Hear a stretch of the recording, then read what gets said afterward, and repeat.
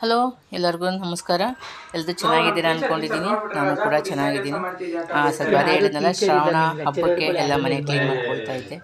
ಹೇಗೂ ಭಾನುವಾರ ಸುವಾಸ ಮನೆಯಲ್ಲೇ ಇದ್ದ, ಶನಿವಾರ ಭಾನುವಾರ, ಹಾಗಾಗಿ ಮಾಡ್ಕೊಳ್ಳೋಣ ಅಂತೇಳಿ ಅವನು ರೇಗಿಸ್ತಿದ್ದ. ಇಲ್ಲ, ನನ್ನ ಫ್ರೆಂಡ್ಸ್ ಎಲ್ಲ ನೋಡಿದ್ರೆ ರೇಗಿಸ್ತಾರೆ, ಏನೋ ಮನೆ ಕ್ಲೀನ್ ಮಾಡ್ಕೊಂಡಿದ್ದೀನಿ ಹೇಳ್ತಾ ಇದ್ದ. ಹೌದು, ನಮ್ಮಮ್ಮ ಅಜ್ಜಿ ಅವರು ವಯಸ್ಸಾಗಿದೆ, ನಾವೇನೋ ಹೆಲ್ಪ್ ಮಾಡಲೇಬೇಕು ಅಂತ ಗೊತ್ತಿರಬೇಕಷ್ಟೆ.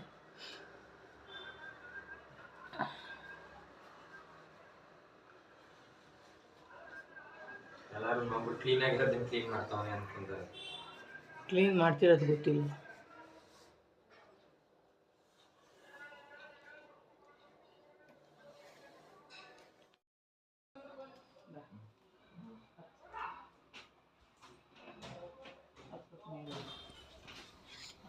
ಏನಂದರೆ ಇವಾಗ ಸಜ್ಜೆ ಮೇಲಿರೋ ಪಾತ್ರೆಗಳು ಅಂಥವೆಲ್ಲದಕ್ಕೂ ಒಬ್ಬರು ಹೆಲ್ಪ್ ಬೇಕೇ ಬೇಕು.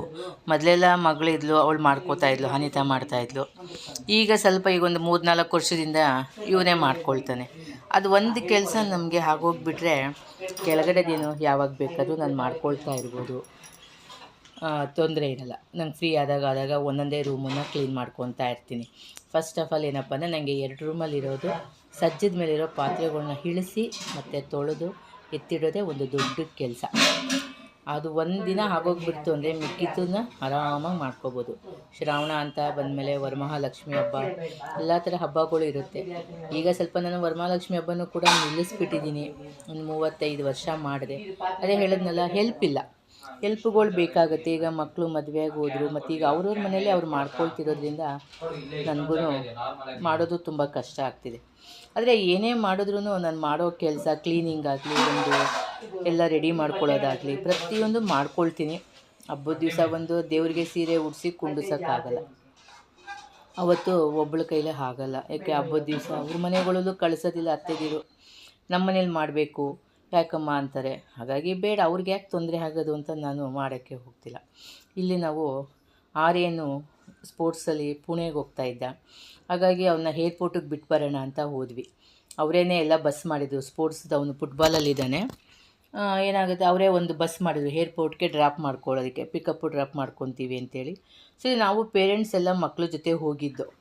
ಏನೇ ಆದ್ರೂ ಸಣ್ಣ ಮಕ್ಕಳನ್ನ ಧೈರ್ಯವಾಗಿ ಕಳಿಸಿ ಇರೋಕ್ಕಾಗಲ್ಲ ಅಲ್ವಾ, ಸ್ವಲ್ಪ ಭಯ, ಟೆನ್ಷನ್ನು, ಗಾಬರಿ ಇದ್ದೇ ಇರುತ್ತೆ. ಹಾಗಾಗಿ ಸ್ವಲ್ಪ ಅದಲ್ಲದೆ ಅವನಿಗೆ ಎಲ್ಲೂ ನಾವು ಕಳಿಸೇ ಇಲ್ಲ, ಒಬ್ಬನ್ನ ಎಲ್ಲೂ ಕಳಿಸಿಲ್ಲ ನಾವು. ಹಾಗೆ ಒಬ್ಬನೇ ಹೋಗ್ತಿರೋದ್ರಿಂದ ಸ್ವಲ್ಪ ಗಾಬರಿ ಇದೆ, ಭಯ, ಹಾಗೆ ಖುಷಿನೂ ಇದೆ. ಯಾಕೆಂದರೆ ಮಕ್ಕಳನ್ನ ನಾವು ಎಲ್ಲದಕ್ಕೂ ಎನ್ಕರೇಜ್ ಮಾಡಲೇಬೇಕಲ್ವ. ಈಗ ನಾವು ಒಂದು ಸ್ಪೋರ್ಟ್ಸಿಗೆ ಸೇರಿಸಿದ್ದೀವಿ ಅಂತಂದರೆ ಅವ್ರುಗಳಿಗೆ ನಾವು ಎಲ್ಲ ಹೋಗುವಾಗ ನಾವು ಕಳಿಸ್ಲೇಬೇಕು. ಈಗ ಪುಣೆಗೆ ಹೋಗೋದ್ರಿಂದ ಸ್ವಲ್ಪ ಬಸ್ಸಲ್ಲೆಲ್ಲ ಹೋಗೋಕ್ಕಾಗಲ್ಲ. ಹೊಸಲೆಲ್ಲ ಬಸ್ಸಲ್ಲಿ ಹೋಗಿದ್ರು, ತುಂಬ ಸ್ಟ್ರೈನ್ ಆಗಿಬಿಟ್ಟು ಮಕ್ಕಳು ಕಷ್ಟ ಆಯಿತು. ಹಾಗಾಗಿ ಈ ಸಲ ನಾವು ಡೈರೆಕ್ಟು ಫ್ಲೈಟಲ್ಲೇ ಹೋಗ್ಬಿಡೋಣ. ತರಕಾರಿ ಎಲ್ಲ ಹಚ್ಚೋದಕ್ಕೆ ಸ್ಟೀಲ್ದು ಹೀಗೆಲ್ಲ ಬಂದಿದೆಯಲ್ಲ ಪ್ಲೇಟ್ಗಳು, ಅದನ್ನು ತೊಗೊಂಡೆ. ತುಂಬ ದಿವಸನೇ ಆಯಿತು, ಓಪನ್ ಮಾಡೋಕ್ಕೆ ಆಗಿಲ್ಲ, ಹಾಗೇ ಇಟ್ಕೊಂಡಿದ್ದೀನಿ. ನಮ್ಮದು ಫಸ್ಟ್ ಎಲ್ಲ ನೋಡಿ ಈ ಥರ ಫೈಬರ್ದು ಇಟ್ಕೊಂಡಿದ್ದೆ. ಇದು ಸ್ವಲ್ಪ ಗಲೀಜಾಗಿಬಿಡುತ್ತೆ, ತೊಳೆದ ದಿನ ತೊಳ್ಕೊಂಡು ಇದು ಮಾಡ್ಕೋಬೇಕು, ಇಲ್ಲಾಂದರೆ ಹಾಗೆ ಬೂಸ್ಟ್ ಬಂದುಬಿಡುತ್ತೆ. ಮತ್ತು ಉಡನ್ ತೊಗೊಂಡೆ, ನೀರು ಹಾಕಿದ್ರೆ ಇದು ಕೂಡ ಹಾಳಾಗುತ್ತೆ. ಅದಕ್ಕೆ ಏನು ಮಾಡಿದೆ, ಈ ಥರ ಸ್ಟೀಲ್ದೇನು ತೊಗೊಂಡ್ಬಿಡೋಣ ಅಂತೇಳಿ ತೊಗೊಂಡೆ. ಸ್ವಲ್ಪ ಚಿಕ್ಕ ಸೈಜಲ್ಲೇ ತೊಗೊಂಡಿದ್ದೀನಿ, ನಾನು ದೊಡ್ಡದೇನು ತೊಗೊಳಕ್ಕೆ ಹೋಗಿಲ್ಲ.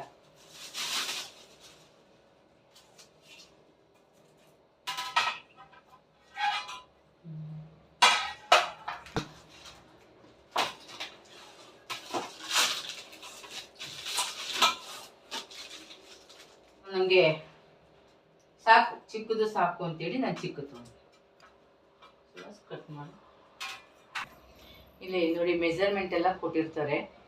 ನಮಗೇನು ಮೆಜರ್ಮೆಂಟ್ ಏನು ಬೇಕಾಗಲ್ಲ. ಆದರೆ ಇಲ್ಲೇನಪ್ಪ ಅಂದರೆ ಇಟ್ಕೊಂಡ್ರೆ ನಿಮ್ಗೆ ಇದು ನೋಡಿ ಹೆಡ್ಜಸ್ ಇದೆಯಲ್ವಾ, ಕರೆಕ್ಟಾಗಿ ಸಜ್ಜಿಗೆ ಇಟ್ಕೋಬೋದು ನಾವು. ಸಜ್ಜಿಗೆ ಸೈಡಿಗೆ ಇಟ್ಕೊಂಡಾಗ ನೀವು ಪ್ಲೇಟು ಜರುಗೋದಿಲ್ಲ. ಹಾಂ ನೋಡಿ, ಈಗ ಕೂತ್ಕೊಳ್ಳುತ್ತೆ ನೀಟಾಗಿ. ನಮ್ಗೆ ಹಚ್ಚೋದಕ್ಕೆ ಮಾಡೋದಕ್ಕೆಲ್ಲ ಚೆನ್ನಾಗಿರುತ್ತೆ. ಯಾವುದೇ ಥರದ್ದು ನಿಮಗೆ ಹಲ್ಲಾಡೋದಿಲ್ಲ. ಹೇಗಿದನ್ನು ಒತ್ತಿಸ್ಕೊಳ್ತೀರೋ ಹಾಗಿರುತ್ತೆ. ಒಂಥರ ತುಂಬ ಚೆನ್ನಾಗಿದೆ. ಎಲ್ಲರೂ ಆಲ್ರೆಡಿ ಸುಮಾರು ಜನ ತೊಗೊಂಡಿರ್ತೀರ, ನಾನು ಸ್ವಲ್ಪ ಲೇಟಾಗಿ ತೊಗೊಂಡಿದ್ದೀನಿ. ಹಾಗೆ ಹೇಗಿದೆ ಅಂತ ಹೇಳಿ. ಸ್ಮಾಲ್ ತೊಗೊಂಡಿದ್ದೀನಿ ನಾನು, ದೊಡ್ಡದು ತೊಗೊಂಡಿಲ್ಲ ನೋಡಿ. ನನಗೆ ಚಿಕ್ಕದಾಗಿ ಸಾಕು, ತುಂಬ ಲಾಂಗ್ ಆಗಿ ಏನು ಬೇಡ ಇಲ್ಲಿ ಹಚ್ಕೊಳ್ಳೋ ಅಂಥದ್ದು. ಒಂದು ಈರುಳ್ಳಿ, ಟೊಮೊಟೊ, ವೆಜಿಟೇಬಲ್ಸು ಅಷ್ಟೇ ಹಚ್ಕೊಳ್ಳೋದಲ್ವಾ. ಓಕೆ, ಚೆನ್ನಾಗಿದೆ. ಯಾರಿಗಾದ್ರೂ ಇದು ಬೇಕು ಅಂದರೆ ಲಿಂಕ್ ಅಂತ ಒಂದು ಕಾಮೆಂಟ್ ಹಾಕಿ, ನಾನು ಲಿಂಕ್ ಕಳಿಸ್ತೀನಿ, ತೊಗೋಬೋದು. ತುಂಬ ಕಡಿಮೆ ರೇಟಲ್ಲಿ ಪರ್ಚೇಸ್ ಮಾಡ್ಬೋದು. ಓಕೆ, ಇವತ್ತು ಸಂಜೆ ಒಂದು ಪನ್ನೀರ್ ಗ್ರೇವಿ ಮಾಡೋಣ ಅಂತೇಳ್ಬಿಟ್ಟು ಮಾಡ್ತಾಯಿದ್ದೀನಿ.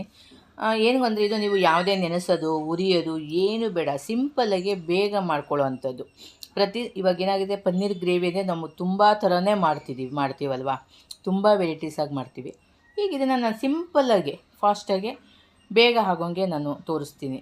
ಯಾವುದೇ ಉರಿಯೋದು ಬೇಡ ನೀವು. ಮತ್ತು ಎಲ್ಲ ಸಣ್ಣ ಸಣ್ಣಕ್ಕೆ ನಾನು ಹಚ್ಕೊಳ್ತಾ ಇದ್ದೀನಿ. ಒಂದು ಸ್ಕ್ವೈರಾಗಿ ಹಚ್ಕೊಂಡು ಒಂದು 200-250 ಗ್ರಾಮ್, ಒಂದು 1/4 kg ಇದೆ ಅನಿಸುತ್ತೆ. ಯಾಕೆಂದರೆ ನಾನು 1 kgದು ಪನ್ನೀರ್ ಪ್ಯಾಕೆಟ್ ತಂದುಬಿಟ್ಟಿದ್ದೆ. ಹಾಗಾಗಿ ಅದರಲ್ಲಿ ಒಂದು 1/4 ಭಾಗ ತೆಗೆದು ಹಚ್ಕೊಳ್ತಿದ್ದೀನಿ. ಅದನ್ನು ಹಚ್ಚಿಟ್ಕೊಂಡು 1-2 ಈರುಳ್ಳಿ, 1-2 ಟೊಮೊಟೊ, 1-2 ಈರುಳ್ಳಿ, 1-2 ಟೊಮೊಟೊನ ಸಣ್ಣಕ್ಕೆ ಹಚ್ಕೊಂಡಿದ್ದೀನಿ. ನಾನು 1 ಈರುಳ್ಳಿನ ಒಗ್ಗರಣೆಗೆ ಹಚ್ಕೊಂಡಿದ್ದೀನಿ. ಟೊಮೊಟೊ ಬೇಕಾದ್ರೆ ನೀವು ರುಬ್ಬಿಟ್ಟು ಗ್ರೇವಿ ಮಾಡಿಕೊಂಡು ಬೇಕಾದ್ರೆ ಹಾಕ್ಬೋದು. ಇಲ್ಲಿ ಜಾರಿಗೆ ನಾನು ಶುಂಠಿ, ಬೆಳ್ಳುಳ್ಳಿ, 1-2 ಹಸಿಮೆಣಸಿನ್ಕಾಯಿ ಮತ್ತು 1 ಈರುಳ್ಳಿ, ಒಂಚೂರು ಕೊತ್ತಂಬರಿ ಸೊಪ್ಪು, ಸ್ವಲ್ಪ ಗಸಗಸೆ, ಒಂದು ಅರ್ಧ ಸ್ಪೂನ್ ಗಸಗಸೆ, ಒಂದು 5-6 ಗೋಡಂಬಿ ಹಾಕ್ಕೊಂಡಿದ್ದೀನಿ ತಿಕ್ನೆಸ್ಗೋಸ್ಕರ ಅಷ್ಟೇ. ಇದನ್ನು ನೀವು ನೆನೆಸಿಡೋದೇ ಬೇಕಿಲ್ಲ, ಹಾಗೆ ನೈಸಿಗೆ ರುಬ್ಕೊಂಡ್ರೆ ಆಯಿತು. ಸ್ವಲ್ಪನೇ ನೀರು ಹಾಕ್ಕೊಂಡು ನೈಸಿಗೆ ರುಬ್ಕೊಂಡ್ರೆ ತುಂಬ ನೈಸಾಗಿ ಚೆನ್ನಾಗಿ ಬರುತ್ತೆ. ಈ ಸಣ್ಣ ಜಾರಲ್ಲಿ ನೀವು ಹಾಕ್ಕೊಂಡ್ರೆ ಗಸಗಸೆ ಕೂಡ ತುಂಬ ಬೇಗನೆ ಆಗುತ್ತೆ. ನೆನೆ ಹಾಕುವಂಥದ್ದು ಏನಿಲ್ಲ. ಈಗ ಸಡನ್ನಾಗಿ ನೀವು ಮಾಡಬೇಕು ಅಂದಾಗ ನೆನೆ ಹಾಕ್ಕೊಂಡು ಅದನ್ನು ಇದು ಮಾಡ್ಕೊಂಡು ಕೂತ್ಕೊಳ್ಳೋಂಥದ್ದು ಏನಿಲ್ಲ. ಅಷ್ಟೇ, ಡೈರೆಕ್ಟಾಗಿ ಒಂದು ಜಾರಿಗೆ ಹಾಕ್ಕೊಂಡು ರುಬ್ಕೊಂಡ್ರೆ ಮುಗೀತು. ಶುಂಠಿ ಬೆಳ್ಳುಳ್ಳಿ ಪೇಸ್ಟನ್ನು ಎಲ್ಲ ಒಟ್ಟಿಗೆ ಹಾಕ್ಕೊಂಬಿಡೋದು. ಈಗ ಇಲ್ಲಿ ನಾನು ಒಗ್ಗರಣೆಗೆ ಒಂದು ಸ್ವಲ್ಪ ಎಣ್ಣೆ ಹಾಕಿ ಅದಕ್ಕೊಂದು 1 ಸ್ಪೂನ್ ಜೀರಿಗೆ ಮತ್ತು 1 ಈರುಳ್ಳಿನ ನಾನು ನಿಮ್ಗೆ ಹೇಳಿದ್ನಲ್ಲ ಸಣ್ಣಕ್ಕೆ ಹಚ್ಕೊಂಡಿದ್ದೆ, ಅದು ಒಗ್ಗರಣೆಗೆ. ಟೊಮೊಟೊನ ಒಂದೊಂದ್ಸಲಿ ನಾನು ರುಬ್ಬಿ ಮಸಾಲೆ ಜೊತೆನೇ ರುಬ್ಕೊಂಡ್ಬಿಡ್ತೀನಿ, ಇಲ್ಲದೇ ಹಾಗೆ ಗ್ರೇವಿ ಥರನೂ ಹಾಕ್ತೀನಿ. ಇವತ್ತು ಡೈರೆಕ್ಟು ಸಣ್ಣಕ್ಕೆ ಹಚ್ಚಿ ಹಾಕ್ಕೊಂಡಿದ್ದೀನಿ. ಇದನ್ನು ಒಂದು ಸ್ವಲ್ಪ 1-2 ನಿಮಿಷ ಚೆನ್ನಾಗಿ ಹುರಿದು ಒಂಚೂರು ಮುಚ್ಚಿಟ್ರೆ ನಿಮಗೆ ಟೊಮೊಟೊ ಸಾಫ್ಟ್ ಆಗಿಬಿಡುತ್ತೆ. ಟೊಮೊಟೊ ಸ್ವಲ್ಪ ಚೆನ್ನಾಗಿ ಬೇಯಬೇಕು, ಹಾಗಾಗಿ ಒಂದು ಚೆನ್ನಾಗಿ ತಿರುಗಿಸಿ ಮುಚ್ಚಿಟ್ರೆ ನಿಮಗೆ ತುಂಬ ಬೇಗ ಸಾಫ್ಟ್ ಆಗುತ್ತೆ. ಸಾಫ್ಟ್ ಆಗಿಲ್ಲ ಅಂದರೆ ಬೇಕಾದ್ರೆ ಒಂಚೂರು ಉಪ್ಪು ಹಾಕಿದ್ರೆ ಟೊಮೊಟೊ ಬೇಗ ಬೆಂದೋಗುತ್ತೆ. ಅಷ್ಟೇ, 2 ನಿಮಿಷ ನಿಮಗೆ. ನೆಕ್ಸ್ಟು ನಾವೇನೋ ರುಬ್ಬಿರೋ ಗ್ರೇವಿ ಕೂಡ ಹಾಕ್ಕೊಳ್ಳೋದು. ನಾವು ಎಲ್ಲಿ ಏನೇ ಥರ ಹುರಿದು ರುಬ್ಬಿಲ್ದೇ ಇರೋದ್ರಿಂದ ಸ್ವಲ್ಪ ಹಸಿ ವಾಸನೆ ಹೋಗೋ ತನಕ ಹುರ್ಕೋಬೇಕು. ಅಂದರೆ ಅದು ಕೂಡ ತುಂಬ ಏನಿಲ್ಲ, 1 ನಿಮಿಷ ಆದಮೇಲೆ ನಾವು ಅದಕ್ಕೆ ಬೇಕಾಗಿರುವಂಥ ಮಸಾಲ ಪೌಡ್ರುಗಳ್ನು ಕೂಡ ಜೊತೆಯಲ್ಲೇ ಹಾಕ್ಕೊಂಬಿಡೋದು. ಒಂದು ಅರ್ಧ ಸ್ಪೂನು ಅರಿಶಿನ ಮತ್ತು 1 ಸ್ಪೂನು ಚಿಲ್ಲಿ ಪೌಡರು. ನಾನು ಇಲ್ಲಿ ನಿಮಗೆ ಬರೀ ಚಿಲ್ಲಿ ಪೌಡರ್ ಹಾಕ್ಕೊಂಡಿದ್ದೀನಿ. ಇದ್ರ ಜೊತೆಗೆ ನೀವು ರೆಡ್ ಚಿಲ್ಲಿ ಪೌಡರ್ ಕೂಡ ಒಂದು ಅರ್ಧ ಸ್ಪೂನ್ ಹಾಕಿದ್ರೆ ಒಳ್ಳೆ ಕಲರ್ ಬರುತ್ತೆ. Kashmiri red chilli powder. ನಾನು ರೆಗ್ಯುಲರ್ ರೆಡ್ ಚಿಲ್ಲಿ ಪೌಡರ್ ಹಾಕಿದ್ದೀನಿ. ಯಾಕೆಂದರೆ ಕೆಲವು ರೆಡ್ ಚಿಲ್ಲಿ ಪೌಡರ್ ಏನಾಗುತ್ತೆ, ಕೆಲವು ಕಲರ್ ಕಮ್ಮಿ ಇರುತ್ತೆ, ಕೆಲವು ಕಲರ್ ಇರುತ್ತೆ. ಮೆಣಸಿನ್ಕಾಯಿ ಮೇಲೆ ಡಿಪೆಂಡು. ಹಾಗೆ 1.5 ಸ್ಪೂನಷ್ಟು ಧನಿಯಾದ ಪುಡಿ. ಇಷ್ಟು ಹಾಕಿ ನಾನು 1-2 ನಿಮಿಷ ಮಿಕ್ಸ್ ಮಾಡಿಕೊಂಡು ಮುಚ್ಚಿಟ್ಟು ನಾನು ಕುದಿಸ್ಕೊಳ್ತೀನಿ. ನೋಡಿ, ಅದೇನಾಗುತ್ತೆ, ನಿಮಗೆ ಹಸಿ ವಾಸನೆ ಎಲ್ಲ ಹೋಗುತ್ತೆ. ಪೌಡ್ರದ್ದು ಮಸಾಲೆದೆಲ್ಲ ಹಸಿ ವಾಸನೆ ಹೋದ್ಮೇಲೆ ಸ್ವಲ್ಪ ಜಾರದನ್ನೇ ಒಂಚೂರು ನೀರಾಗಿ ತೊಳೆದು ಹಾಕಿ ಮತ್ತೊಂದು ನಿಮಿಷ ಮುಚ್ಚಿಟ್ಟು ಎಲ್ಲ ಮಿಕ್ಸ್ ಮಾಡಿಬಿಟ್ಟು, ಆವಾಗ ಮಸಾಲೆ ಚೆನ್ನಾಗಿ ಗಮ್ಮನ ಥರ ಬೆಂದಿರುತ್ತೆ. ಏನಿಲ್ಲ, ಒಂದೊಂದೇ ನಿಮಿಷ, ಜಾಸ್ತಿ ಏನೂ ಬೇಕಾಗಿಲ್ಲ. ಈಗ ಇದಕ್ಕೆ ರುಚಿಗೆ ಬೇಕಾಗಿರೋಷ್ಟು ಉಪ್ಪನ್ನು ಕೂಡ ಹಾಕ್ಬಿಟ್ಟು 1 ನಿಮಿಷ ನಾನು ಮುಚ್ತೀನಿ. ಇದು ಚಪಾತಿಗೆ, ದೋಸೆ, ಪೂರಿಗೆಲ್ಲ ಆಗುತ್ತೆ. ಅಥವಾ ರಾತ್ರಿ ಚಪಾತಿ ಮಾಡ್ಕೊಳ್ತೀವಲ್ವ, ಅದಕ್ಕೆ ರೋಟಿ ಪರೋಟ ಕೂಡ ಚೆನ್ನಾಗಿರುತ್ತೆ. ಹೋಟ್ಲಲ್ಲಿ ಮಾಡ್ದಂಗೆ ಇರುತ್ತೆ. ಇದೆಲ್ಲ ಬೇಗ ಮಾಡ್ಕೊಳ್ಳೋ ಅಂಥದ್ದು. ಇದಕ್ಕೆಲ್ಲ ಬೇರೆ ಇನ್ನೂ ಒಳ್ಳೊಳ್ಳೆ ರುಚಿ ಥರ ಮಾಡ್ಕೊಬೋದು. ಅದೇ ಮನೇಲಿ ಸಿಂಪಲ್ಲಾಗೆ ಬೇಗ ಆಗುವಂಥದ್ದು ಮಾಡೋಂಥದ್ದು. ಈಗ ಕ್ಯಾರಿಯರ್ಗಳು, ಮಕ್ಳಿಗೆ ಬೆಳಗ್ಗೆ ಎದ್ದು ಕ್ಯಾರಿಯರ್ಗೆ ಮಾಡ್ಕೋಬೇಕು ಅಂದಾಗ ಉರಿತಾ ನೆನೆಸ್ಕೊಂಡು ಅವೆಲ್ಲ ಕೂತ್ಕೊಳ್ಳೋ ಹಂಗಿಲ್ಲ, ಫಾಸ್ಟಾಗಿ ಆಗುತ್ತೆ. ಈಗ ನಿಮ್ಗೆ ಎಷ್ಟು ತಿಕ್ನೆಸ್ ಬೇಕೋ ಅಷ್ಟು ನೀರು ಹಾಕ್ಕೊಂಡು ಸ್ವಲ್ಪ ಕುದಿಸ್ಕೊಳ್ಳೋದು. ಇದಕ್ಕೆ ನಾನೊಂದು ಅರ್ಧ ಸ್ಪೂನು ಗರಂ ಮಸಾಲ ಕೂಡ ಈಗ ಹಾಕ್ಕೊಳ್ತೀನಿ. ಕುದಿವಾಗಲೇ ಸ್ವಲ್ಪ ಗರಂ ಮಸಾಲ ಹಾಕಿದ್ರೆ ಚೆನ್ನಾಗಿದೆ ಆಗುತ್ತೆ ಅಷ್ಟೇ. ಇದು 1-2 ಕುದೀತಿದ್ದಂಗೆ ನೀವು ಪನ್ನೀರು ಕೂಡ ಹಾಕ್ಬಿಟ್ಟು 1-2-3 ನಿಮಿಷ ಕುದಿಸ್ಕೊಂಡ್ರೆ ನಿಮಗೆ ಪನ್ನೀರ್ ಗ್ರೇವಿ ರೆಡಿ ಆಯಿತು. ತುಂಬ ಚೆನ್ನಾಗಿರುತ್ತೆ. ಬೆಳಗಿನ ಕ್ಯಾರಿಯರ್ಗಳಿಗಂತೂ ತುಂಬಾ ಈಸಿಯಾಗಿ ಬೇಗ ಮಾಡ್ಕೊಳ್ಳೋ ಅಂಥದ್ದು, ಇಲ್ವಾ ರಾತ್ರಿ ಡಿನ್ನರ್ಗೆ, ಚಪಾತಿಗೋ ರೋಟಿಗೋ ಮಾಡ್ಕೊಳ್ಳೋ ಅಂಥದ್ದು. ಫ್ರೆಂಡ್ಸ್, ನೋಡ್ತಾ ಇದ್ದೀರಲ್ಲ, ನನ್ನ ವೀಡಿಯೋನ ಖಂಡಿತ ಫಾಲೋ ಮಾಡಿ ಪ್ಲೀಸ್ ಅಂತ ಕೇಳ್ಕೊಳ್ತೀನಿ. ಹಾಗೆ ಒಂದು ಲೈಕ್ ಕೊಡಿ, ಹೊಸಬರು ಸಬ್ಸ್ಕ್ರೈಬ್ ಮಾಡ್ಕೊಳ್ಳಿ. ದಯವಿಟ್ಟು ಸಬ್ಸ್ಕ್ರೈಬ್ನ ಕಟ್ ಮಾಡಬೇಡಿ. ಮಾಡ್ಕೊಂಡಿರ್ತೀರ, ಆಮೇಲೆ ಅದನ್ನು ಕ್ಯಾನ್ಸಲ್ ಮಾಡ್ಕೋತೀರಾ. ಪ್ಲೀಸ್ ಒಂದು ಸಬ್ಸ್ಕ್ರೈಬ್ ಮಾಡ್ಕೊಳ್ಳಿ. ಮತ್ತು ನೀವು ಏನಾದರೂ ಇದ್ದರೆ ನನಗೆ ಕಾಮೆಂಟ್ ಮೂಲಕ ತಿಳಿಸಿ. ಹೀಗೆ ನಾನು ಸಣ್ಣದಾಗೆ ಬೇಗ ಫಾಸ್ಟಾಗಿ ಮಾಡ್ಕೊಳ್ಳೋವಂಥ ಸಣ್ಣ ಗ್ರೇವಿಗಳು, ಸಾಂಬಾರುಗಳು ಅದನ್ನ ತೋರಿಸ್ತಿರ್ತೀನಿ. ಮತ್ತು ನನಗೆ ಗೊತ್ತಿರೋವಂಥ ವಿಷಯಗಳನ್ನೆಲ್ಲ ತಿಳಿಸ್ತಾ ಇರ್ತೀನಿ. ನನ್ನ ಚಾನಲ್ನ ಫಾಲೋ ಮಾಡಿ. ನೋಡಿ, ಈಗ ಲಾಸ್ಟಲ್ಲಿ ಒಂದು ಚೂರು ಕೊತ್ತಂಬರಿ ಸೊಪ್ಪು ಹಾಕ್ಬಿಟ್ಟು ಸ್ಟವ್ ಆಫ್ ಮಾಡ್ಕೋಬೇಕು.